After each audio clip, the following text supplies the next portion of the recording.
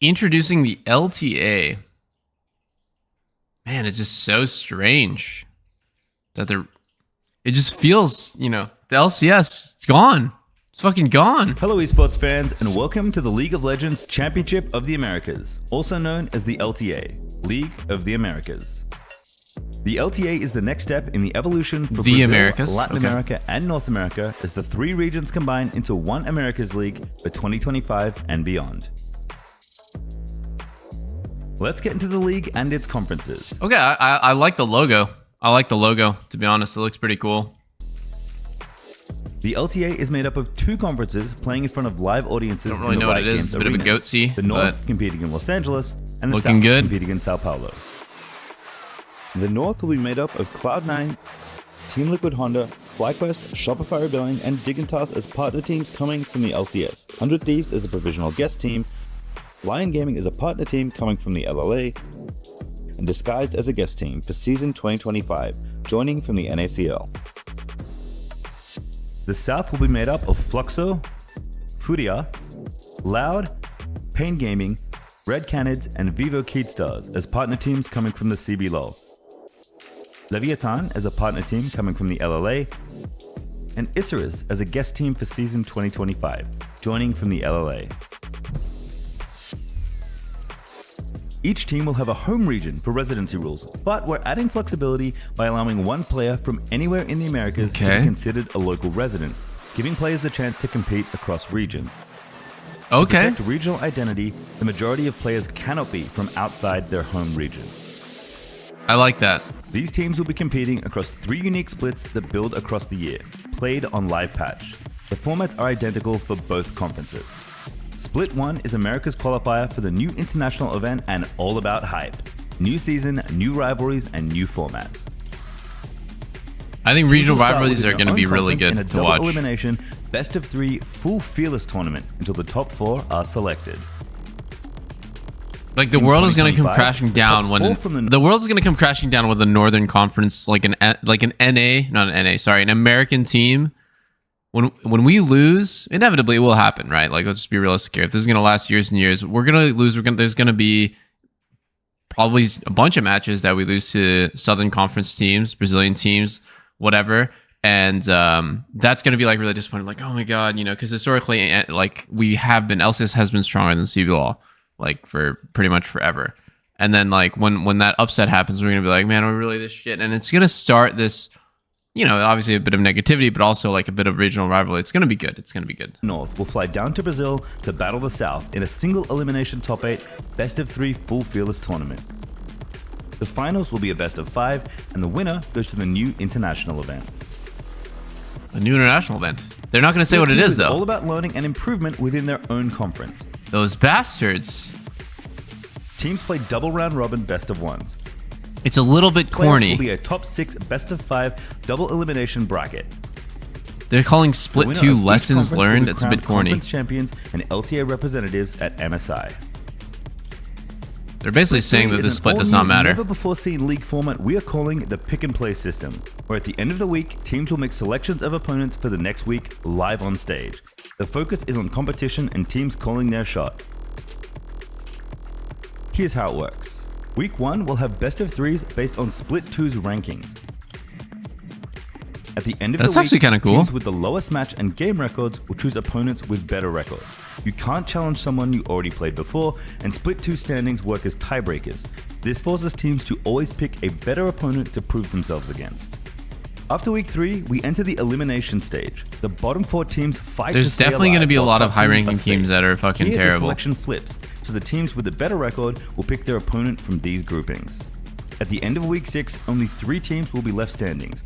It's funny that the low-ranking team The top gets the two higher seven- one, because a lot of times at the end of the split, the lower-ranking teams are sometimes on the upswing, and some of the higher teams that have been really good in the regular season that have good records, towards the end of the split, you can tell that they're falling off and becoming actually like really bad. They're just carried by the first half, performance or whatever the strength of the league was at the beginning, and it's actually very funny. I think a lot of this is going to come down to who gets to pick when, because like if you get the first pick, right, you can pick any team that is ahead of you, and it's like you get first. It's like there could be like one team that is in top 4, for example, that is just like complete ass cheeks. And then the fact that you got first pick is just super OP because the other 3 teams are actually really good, and there's just one fraud team. Some teams will fly to the north to compete in the Americas Regional Championship. All 6 teams will be battling for the first ever LTA trophy. It's like one issue that I could see happening. Is already qualified to Worlds, while the others will fight for the last World seed. The 2 Americas playoffs will flip every year, so in 2025, Split 1 will happen in Brazil, and the Americas Regional Championship will be held in North America. This means in 2026, Split 1 will be in NA, and Split 3 will be in Brazil. And our vision for the following years is to take our shows Don't bring your wallet. fans in all 3 regions. There will also be in-person viewing opportunities for fans when the finals are in the other conference. During the year, there will be 4 Tier 2 leagues competing in 2 splits. In order to keep the path to Pro open, guests must always defend their position at the end of the year. Stay tuned to the lolesports.com website for all future articles regarding Tier 2 information. We are very excited to finally share our plans for the League of the Americas with you. The tying of Tier 2 to Tier 1, new splits and formats, new conferences giving new matchups and cross-regional competitions, all under one new league. We look forward to seeing you when the League of the Americas kicks off on January 25th. Okay. I'm excited. I think the video was pretty tame. It's just a very straightforward, informative video. But I think pretty much I would say there's not much new news. I guess the things that I didn't know before watching this video that I do know now is this whole 3 split system, which I don't know how I feel about 3 splits. I feel like 3 splits is sometimes a lot, and I've heard a lot of people talk about how in LEC that their system it's almost a derivative of the LEC system with 3 splits, but we'll see. I'm open-minded. I've heard some bad things about 3 splits. I've heard some good things. To be honest, I've heard mostly bad, so I'm definitely keeping my fingers crossed it's not like that here. I think this whole thing in the 3rd split where people like the lower seeded teams choose the higher seeded teams to play, that's really cool. Definitely one of those moments of just like, yo, you really wanted to choose us. It almost reminds me of when I think in LCK 1 season KT chose T1 because T1 was looking pretty washed, and they regretted it forever because T1 obviously knocked them out. And that sort of story, that sort of like bite you in the face kind of story is definitely going to happen because of this, which is cool. I also just think it's cool when something is new, right? Like anytime something you've seen the same format over and over again. I do wish that it was best of 3s, but I understand why you wouldn't want to do that with 3 splits. Did they say that it was best of 1s, or did they just say it was 3 splits? I heard a lot of people talking about that's going back to BO1s, but is it? I might have missed that part. I just kind of assumed it was BO1s. Anyways, split 2 is BO1s. Oh, okay. And I guess in the split 3 where you choose your own opponent, it's BO3 tourney, split 1, all BO1, split 2. Okay. A little bit of split formatting going on there. I think viewers' perspective could be pretty much unanimous that BO3s are better. Okay, so here we go. Disguised Toast to LTA. It's so unnatural for me to call the LCS, quote unquote, the LCS, but changing it to the LTA, even though I get it. We're in a new era now. You have a big game, NACL. Yeah. It's the finals. How are you feeling? A little nervous. It's one of those things where if we do end up winning... Hey, that's Max. Okay, Toast. You have a big game. That's NACL. Max. It's the finals. How are you feeling? From TSM Legends. A little nervous. It's one of those things where if we do end up winning, it can just lead to better things. Even though there's actually no real prize to winning, but it's more the possibility of asking Riot one day if we can have an LCS spot. That reminds me, sorry, quick random tangent to this, but it reminds me of when I was taking my hiatus in 2017 where I was like, I'm going to take a break from competing. And at the end of spring split, before my hiatus was even over, I wanted to scrim a bit to get ready for summer. And I asked the teams, can I, would you guys be interested in having me scrim with your team? And I could teach you your AD carry, maybe some stuff like you could watch me play with your team. I could teach him, I'm just basically asking for a favor pretty much every team was happy to have me scrim and place with their actual AD carry at the time. So then this is right on the cusp of franchising. And there was actually, Team Liquid was, I think, 10th place out of 10.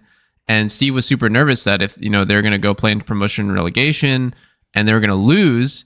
And I think he knew that. I think at the time, everyone kind of knew that franchising was about to happen. And it would be like a really bad look for the 10th place team to ask for a spot within the franchising, right?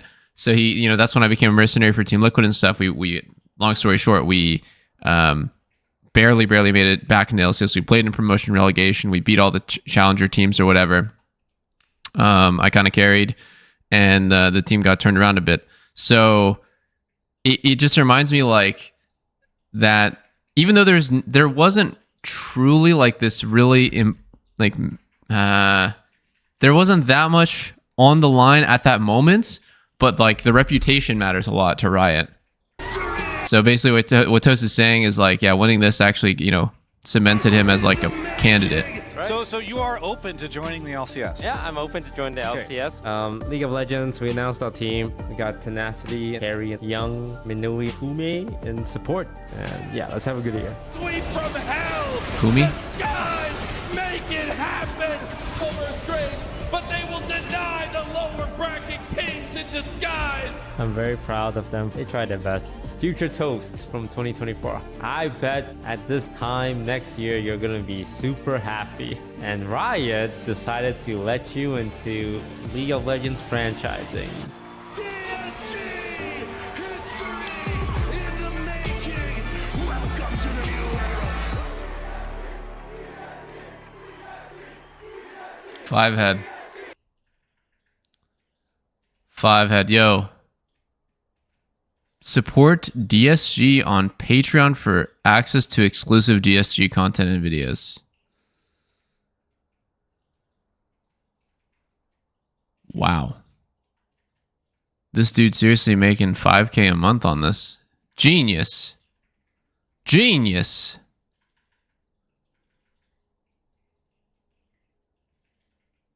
I'm amazed. Honestly, having an owner that's invested, it's a bite-sized version of Kometo, K-Corp, Ibai with, Rogue, Koi, Mad Lions, maybe I misspoke. I don't think it's Rogue. I think it was just Koi and Mad Lions. But it's definitely a good thing. It reminds me almost a little bit of like when Nadeshot was really popular with 100 Thieves. He's like the face of the org, and like his enthusiasm is like rippling down. It's like making everyone kind of excited, like him being a public persona or personality rather, and like being really excited, being really invested. It gets people invested in that person's org as well. I think a lot of people are doing this as well, not just Toast, but Moist Critical as well. Don't really know who else, to be honest. There's probably going to happen more and more.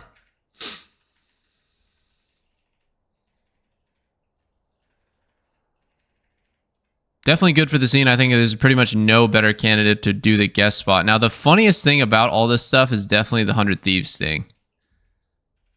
How the hell did they get away with selling their spot and still being in LCS? Let's see here. Let's read this. All right, 100 Thieves LCS update. After careful consideration, 100 Thieves has decided to sell its franchise slot in the LCS. Okay, so what that means is they sold it back to Riot. This decision did not come lightly, as the LCS has been an integral part of our brand and identity since the beginning of our company. As our business continues to develop, this divestiture allows us to broaden our investments in esports ventures and partnerships, enabling us to continue experimenting, innovating, and investing into the future of our company. That will have nothing to do with League.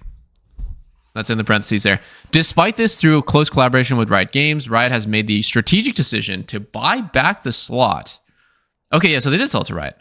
And we've been presented with the unique opportunity to transition as a provisional guest partner for the 2025 season. So basically what this tells me is that 100 Thieves was really desperate to sell they don't believe in the future of basically the profitability and or good rate of return on that investment. So they just want to get the fuck out badly, and they're not willing to essentially wait for someone who's going to bid higher than Riot. So they sold it back to Riot, and almost certainly, I mean, guaranteed at a loss. But Riot couldn't probably. I mean, what I'm also getting from this is that probably Riot couldn't find a better team, and it would be. It's not as simple as like, oh, let's just sell it to whoever, because like if like a new org comes in with 0 fans and has no idea what they're doing, it makes the league look like shit. Remember, there's only 8 teams in the Northern Conference, and I think most of you guys only are going to watch Northern Conference, to be honest. Like, most of us are not going to watch the Brazilian side, the Southern side conference games. So with only 8 teams, and one of them being a complete clown show, if they just sold it to whoever was willing to, highest bidder type of thing, that would look really bad. So they basically just said, yo, you sold it to us, but like, you can just have it anyways. You can have your cake and eat it too. So that's how they did it, man. It's genius. Provisional guest partner for the 2025 season. This is a lot of like guessing on my part, but that's just what I think happened. Because if there was another interested party that was like, I don't know. I can't even think of a great example. Like fucking just basically like I don't know, like FaZe or something. Like a really big brand with a lot of fans that would know what they were doing if they were to enter League, and they were interested in that spot. I don't think that Riot would just give it back to 100 Thieves for free. They have that spot now. They bought it back. They would sell it to that other org that would be really exciting to watch in the LCS, but there was no such person available. So we are excited to announce that we have accepted this transition, which marks the start of a new era in the Americas League. We do not take this opportunity for granted. We will continue to build on our current program while striving to meet the same standards of excellence that we have demonstrated over the years. They're going minimum budget, boys. Rumors are TSM trying to get back in. See, I think like honestly, it might have been better just to give back to Riot, or sorry, to give back to 100 Thieves at that point.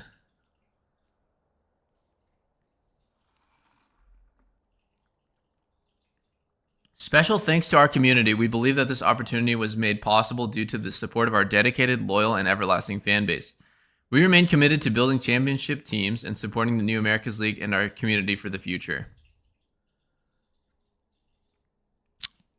I see. So Riot would literally rather have 100 Thieves have the spot that they sold them back for free than to give it to TSM. Culture of fear. There's too many Washington Post articles about TSM now. There's just there's 0 on 100 Thieves. It's an open and shut case.